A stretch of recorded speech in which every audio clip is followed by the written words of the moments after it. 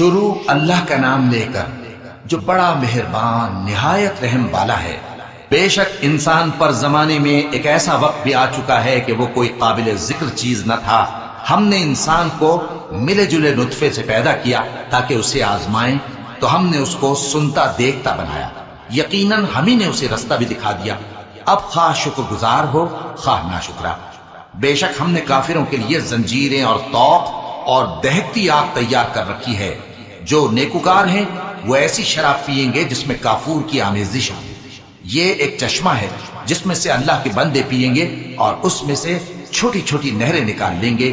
یہ لوگ نظریں پوری کرتے ہیں اور اس دن سے جس کی سختی پھیل رہی ہوگی خوف رکھتے ہیں، اور باوجود کہ ان کو خود کھانے کی چاہت ہوتی ہے مگر فقیروں اور یتیموں اور قیدیوں کو کھلاتے ہیں، اور کہتے ہیں کہ ہم تم کو محض اللہ کی خوشنودی کے لیے کھلاتے ہیں، نہ تم سے بدلہ چاہتے ہیں اور نہ شکر گزاری۔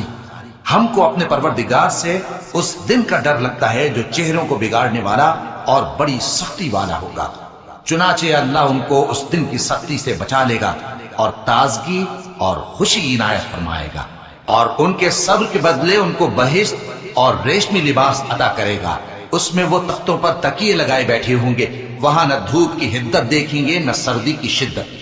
ان پر درختوں کے سائے قریب ہوں گے اور میووں کے گچھے جھکے ہوئے لٹک رہے ہوں گے، اور خدام چاندی کے برتن لیے ہوئے ان کے ارد گرد پھریں گے، اور شیشے کے نہایت شفاف پیالے، اور شیشے بھی چاندی کے جو ٹھیک اندازے کے مطابق بنائے گئے ہیں۔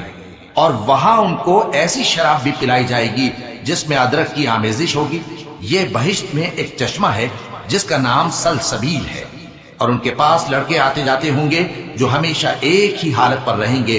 جب تم ان پر نگاہ ڈالو تو خیال کرو کہ بکھرے ہوئے موتی ہیں۔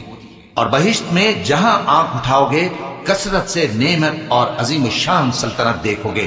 ان کے جسموں پر دیبا اور اطلس کے سبز کپڑے ہوں گے، اور انہیں چاندی کے کنگن پہنائے جائیں گے، اور ان کا پروردگار ان کو نہایت پاکیزہ مشروب پلائے گا، فرمائے گا یہ تمہارا صلہ ہے اور تمہاری محنت ہمارے ہاں مقبول ہوئی۔